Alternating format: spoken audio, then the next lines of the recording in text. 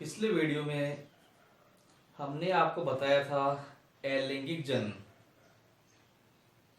और अलैंगिक जनन के दो प्रकार मैंने आपको डिस्कस किया था इस पिछली वीडियो में, असंजनन और कायिक प्रवर्धन। और कायिक जनन जो है, कायिक प्रवर्धन है, उसको मैंने विस्तार से बताया। प्राकृतिक कायिक प्रवर्धन और कृत्रिम कायिक प्रवर्धन, उसकी कौन कौन सी विधियां है। आज हम डिस्कस करने जा रहे हैं जनन का दूसरा प्रकार, लैंगिक जनन। तो लैंगिक जनन किसे कहते हैं? जनन की वह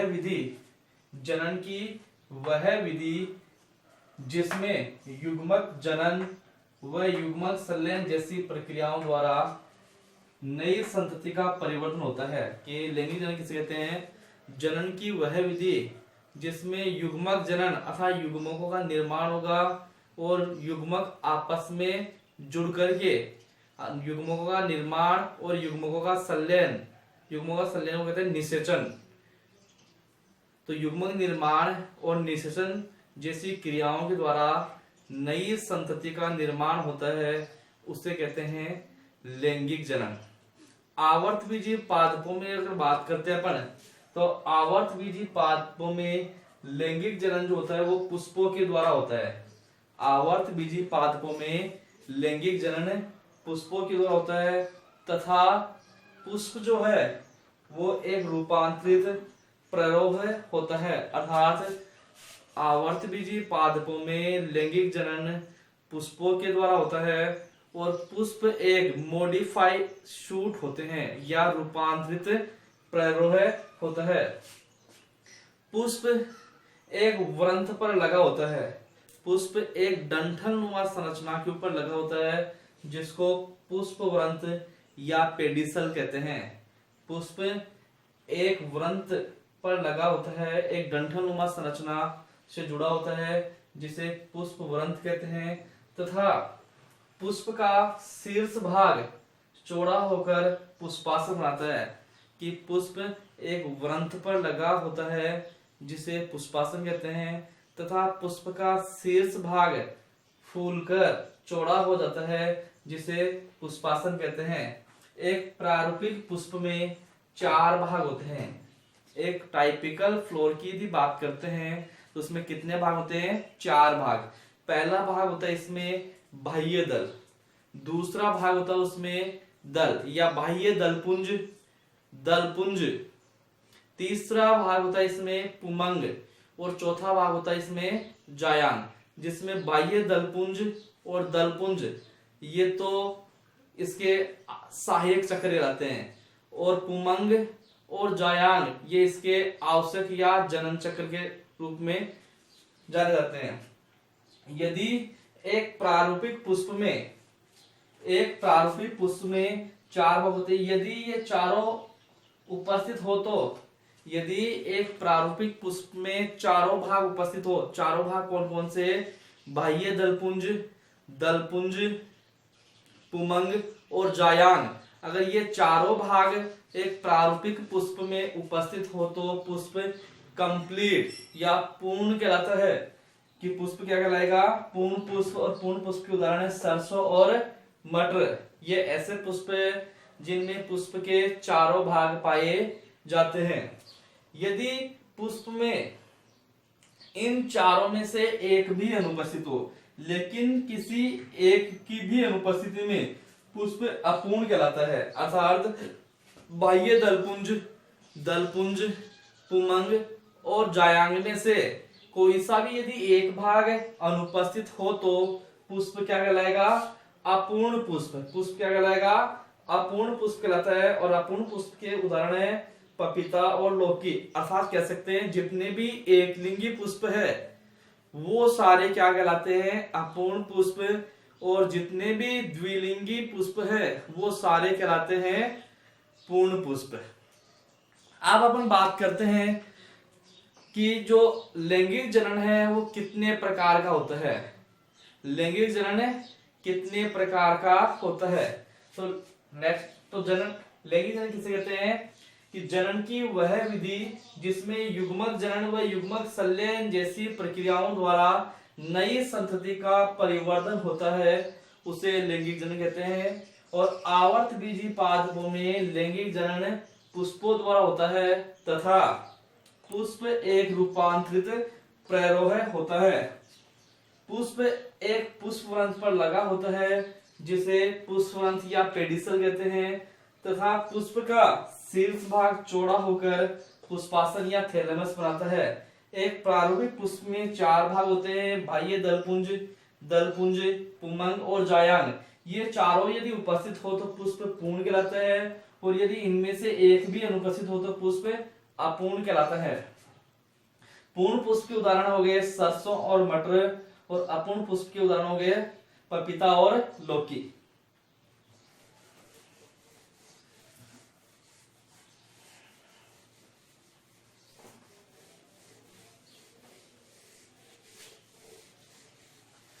अब अपन बात करते हैं लैंगिक जनन के प्रकार। तो लैंगिक जनन के प्रकार, तो लैंगिक जनन 2 प्रकार का होता है। कितने प्रकार का होता है? लैंगिक जनन 2 प्रकार का। सबसे पहला प्रकार है समयुग्मकी लैंगिक जनन। समयुग्मकी लैंगिक जनन किसे कहते हैं? कि जनन की वह विधि, समयुग्मकी लैंगिक जनन किसे कहते हैं? जनन की ऐसा लैंगिक जनन किसे कहते हैं? ऐसा लैंगिक जनन जिसमें भाग लेने वाले युग्मक आकार, आकृति एवं कार्य की तीनों लक्षणों में एक समान होते हैं। ऐसा लैंगिक जनन जिसमें भाग लेने वाले युग्मक आकार, आकृति तथा कार्य की तीनों लक्षणों की दृष्टि से समान होते हैं उसे समयुग्मकी लैंगिक जनन कहते हैं। और जिन पादपों में यह जनन उपस्थित होता है वे विकास के क्रम में सबसे पहले विकसित हुए होंगे।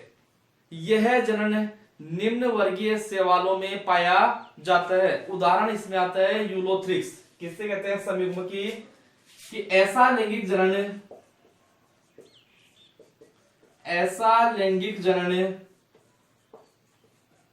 जिसमें भाग लेने वाले युग्मक आकार, आकृति एवं कार्य की एवं physiology, shape, size and physiology, आकार, आकृति एवं कार्य की दृष्टि से एक समान होते हैं। कि ऐसा लैंगिक जनन जिसमें भाग लेने वाले युग्मक आकार, आकृति एवं कार्य की दृष्टि से एक समान होते हैं उसे समयुग्मकी लैंगिक जनन कहते हैं। और जिन पादपों में यह जनन उपस्थित होता है वे विकास के क्रम में सबसे पहले विकसित हुए होंगे। जैसे अपन बात करते हैं, इसका उदाहरण होता है यूलोथ्रिक्स या कह सकते हैं निम्न वर्गीय शैवाल किसमें आते हैं? समयुग्मकी लैंगिक जनन में। दूसरा इसका प्रकार है विषमयुग्मकी लैंगिक जनन। दूसरा प्रकार कौन सा है? विषमयुग्मकी लैंगिक जनन। दूसरा प्रकार इसका है विषमयुग्मकी लैंगिक जनन। किसे कहते हैं? कि इस प्रकार के लैंगिक जनन में भाग लेने वाले युग्मक आकार, आकृति एवं कार्य की लक्षणों में समानता प्रदर्शित नहीं करते हैं। किसे कहते हैं? कि इस प्रकार के, किसे कहते हैं? इस प्रकार के लैंगिक जनन में भाग लेने वाले युग्मक, इस प्रकार के लैंगिक जनन में भाग लेने वाले युग्मक आकार, आकृति एवं कार्य की दृष्टि एवं कार्य के रूप से समानता नहीं दर्शाते हैं, नहीं दर्शाते हैं कि इस प्रकार के लैंगिक जनन में भाग लेने वाले युग्म के आकार, आकृति एवं कार्य के रूप से या कार्य के लक्षणों में समानता नहीं दर्शाते हैं, उसे विषम युग्म की लैंगिक जनन कहते हैं। यह भी दो प्रकार का होता है। पहला है असमयुग्मकी, यह दो प्रकार का होता है। पहला है इसमें असमयुग्मकी। पहला कौन सा प्रकार है? असमयुग्मकी। किसे कहते हैं? इस प्रकार के लैंगिक जनन में भाग लेने वाले युग्मक आकार व आकृति में तो समानता दर्शाते हैं, लेकिन कार्य के लक्षणों में भिन्नता दर्शाते हैं। उसे क्या कहते हैं अपन? असमयुग्मकी लैंगिक जनन। असमयुग्मकी लैंगिक जनन। उदाहरण इसमें आता है कुछ सवाल। किसे कहते हैं? असमयुग्मकी। इस प्रकार के लैंगिक जनन में भाग लेने वाले युग्मक आकार व आकृति में समानता दर्शाते हैं, समानता दर्शाते हैं, लेकिन कारकीय लक्षणों में कारकीय लक्षणों में समानता नहीं दर्शाते हैं। उदाहरण इसमें आता है, कुछ सवाल आते हैं जिसमें एक्टोकार्पस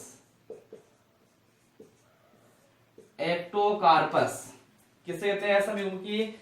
इस प्रकार के लैंगिक जनन में भाग लेने वाले युग्मक आकार व आकृति में समानता दर्शाते हैं, लेकिन कार्य के लक्षणों में समानता नहीं दर्शाते हैं, उसे असमयुग्मकी लैंगिक जनन कहते हैं। और यह कुछ सवालों में पाया जाता है। उदाहरण है एक्टोकार्पस। दूसरा है अंडयुग्मकी। दूसरा प्रकार कौन सा इसका दूसरा प्रकार है विषम युग्मकी का दूसरा प्रकार है अंडयुग्मकी।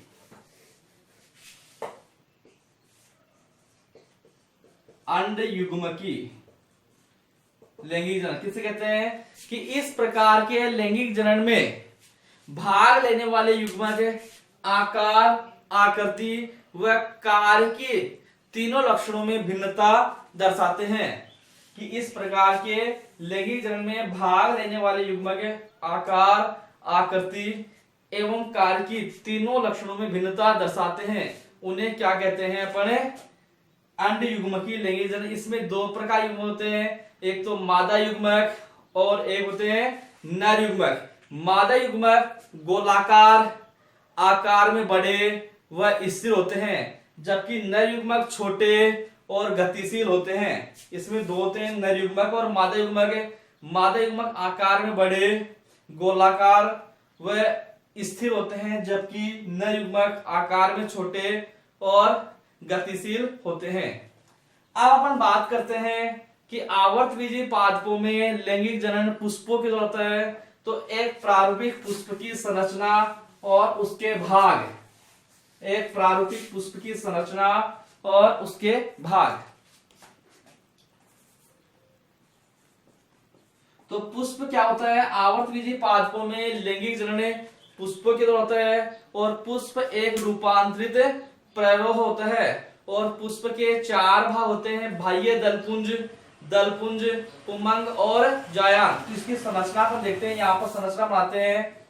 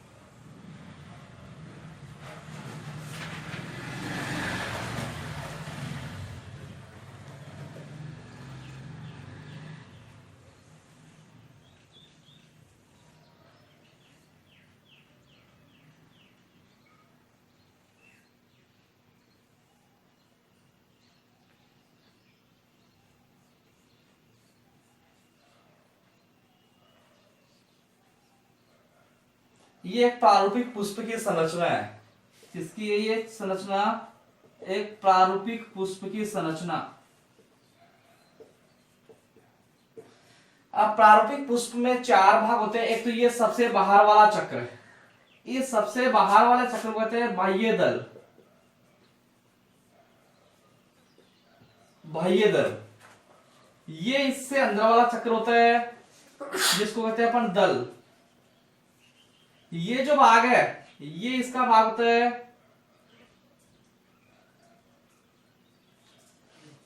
परागकोश, ये इसका भाग है योजी, और ये इसका भाग है पूतंतु। और ये तीनों संरचना मिलकर निर्माण करती है जिसको कहते हैं पुंकेसर। और पुंकेसर का जो समूह है उसको कहते हैं अपन पुमंग। ये है इसका वर्तिकाग्र,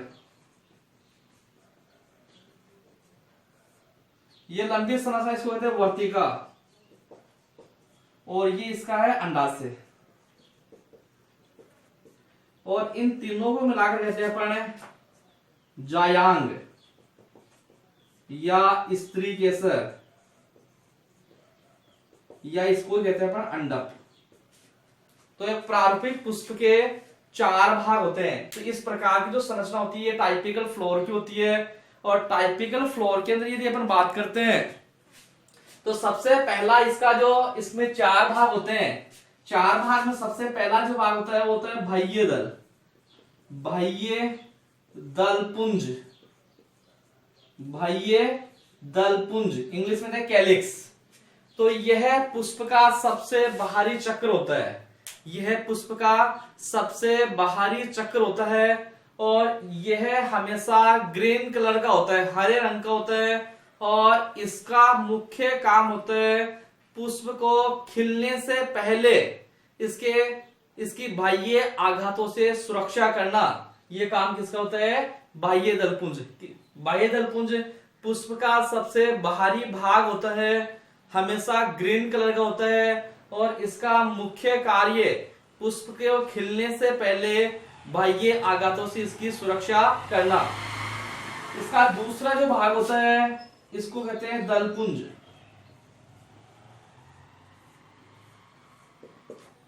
यह है बाह्य दलपुंज के भीतरी, यह बाह्य दलपुंज यह है, तो इससे भीतरी जो चक्र है इसको कहते हैं दलपुंज। और दलपुंज सामान्यतः रंगीन भाग होता है पुष्प का, इसे सामान्य भाषा में पंखुड़िया कहते हैं अपन। यह दलपुंज रंगीन भाग होता है और कलर्ड होने के कारण यह कीटों को परागण की क्रिया के लिए अपनी ओर आकर्षित करता है। तो दलपुंज क्या होता है? पुष्प का रंगीन भाग होता है, कलर्ड भाग होता है। और कलर्ड होने के कारण यह कीटों को परागण की क्रिया के लिए अपनी ओर आकर्षित करता है। तीसरा भाग इसमें होता है पुमंग। पुमंग कौन सा भाग इसका है? ये पुंकेसर का समूह है, ग्रुप ऑफ स्टामेन्स क्या कहलाता है? पुमंग। और पुमंग की प्रत्येक इकाई को पुंकेसर कहते हैं। पुंकेसर के समूह को पुमंग कहते हैं और पुमंग की प्रत्येक इकाई को पुंकेसर कहते हैं। पुंकेसर के 3 भाग होते हैं। एक ये भाग है, इसको तो कहते हैं परागकोश, एंथर। दूसरा ये भाग यहां से यहां तक, इसको कहते हैं पूतंतु। और ये पूतंतु परागकोश से जिस स्थान पे जुड़ा होता है उसको कहते हैं योजी। तो पुंकेसर 3 भागों से मिलकर बना हुआ होता है, परागकोश, योजी और पूतंतु। और इस कंप्लीट तीनों भाग मिलकर किसका निर्माण करते हैं? पुंकेसर। और पुंकेसर पुमंग की इकाई होती है। और चौथा भाग होता है इसका जायांग, या जिसको स्त्री केसर कहते हैं, या कहते हैं इसको अंडप भी कहते हैं। तो एक अंडप या एक जायांग या एक स्त्री केसर 3 संरचनाओं से मिलकर बना होता है। सबसे ऊपर वाली संरचना इसका नाम होता है वर्तिकाग्र, स्टिग्मा। दूसरा ये नलिका रूपी संरचना यहां से यहां तक, इसको कहते हैं वर्तिका, इसको वर्तिकाग्र, इसको वर्तिका। और तीसरा ये जो भाग है जिसको अंडाशय कहते हैं, और अंडाशय में बीजांड स्थित होता है। तो वर्तिकाग्र, वर्तिका और अंडाशय तीनों मिलकर जायांग का निर्माण करते हैं। और जायांग जो भाग होता है पुष्प का मादा जनन अंग होता है, जबकि पुंकेसर जो भाग है पुष्प का नर जनन अंग होता है। इसलिए अपन कहते हैं पुष्प के अंतर्गत ये दो बाह्य दलपुंज और दलपुंज, पुष्प के अंतर्गत बाह्य दलपुंज और दलपुंज, इनको तो अपन सहायक चक्र कहते हैं। क्या कहते हैं इनको? तो सहायक चक्र, इनको तो सहायक चक्र कहते हैं। जबकि पुमंग और जायांग को अपन आवश्यक चक्र या जनन चक्र के नाम से अपन जानते हैं। तो इस प्रकार से क्या है, आवर्त बीजी पादपों में क्या होता है, जनन होता है, लैंगिक जनन। तो आवर्त बीजी पादपों में लैंगिक जनन पुष्प के द्वारा होता है। और पुष्प एक रूपांतरित पर्व होता है। पुष्प के 4 भाग होते हैं, बाह्य दलपुंज, दलपुंज, पुमंग और जायांग।